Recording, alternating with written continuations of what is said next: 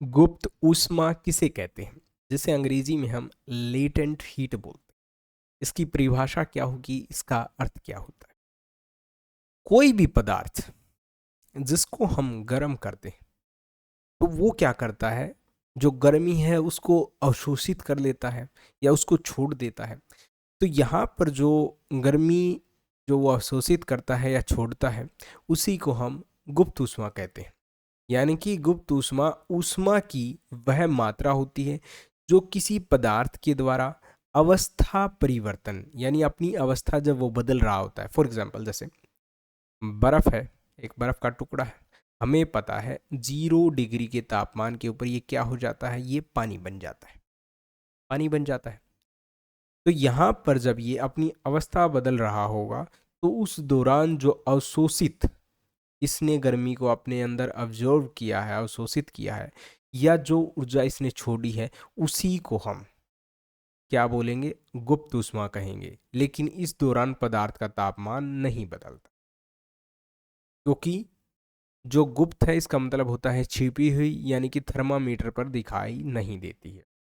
अब यहाँ पर जब बर्फ सॉलिड से लिक्विड बन रही होती है, यानी कि यहाँ पर ठोस से जब द्रव तरल में बदलती है, तो क्या होता है कि इसके अंदर ही ये ऊर्जा को अवशोषित कर लेती है और जो इसके एटम है वो एक दूसरे से दूर होना स्टार्ट हो जाते हैं। हमें पता है जो सॉलिड है उसके अंदर एटम इस तरह से एक दूसरे से चिपके हुए होते हैं, इस तरह से, ठीक है।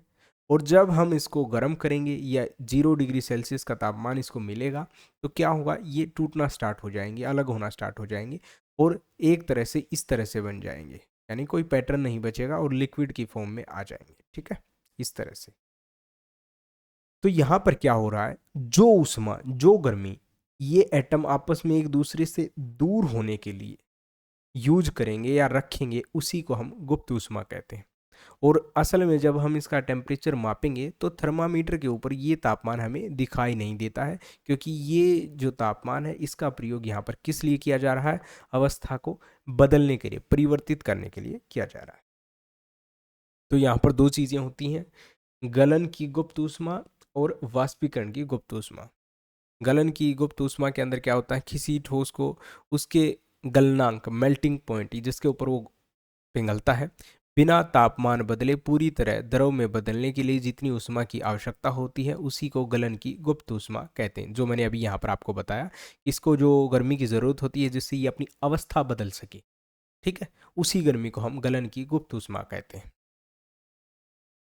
और दूसरा है वाष्पीकरण की गुप्त ऊष्मा, यानी कि क्वथनांक, बॉइलिंग पॉइंट, जहाँ पर क्या होता है, जो लिक्विड होता है, तरल होता है, वो गैस की फॉर्म में आ जाता है।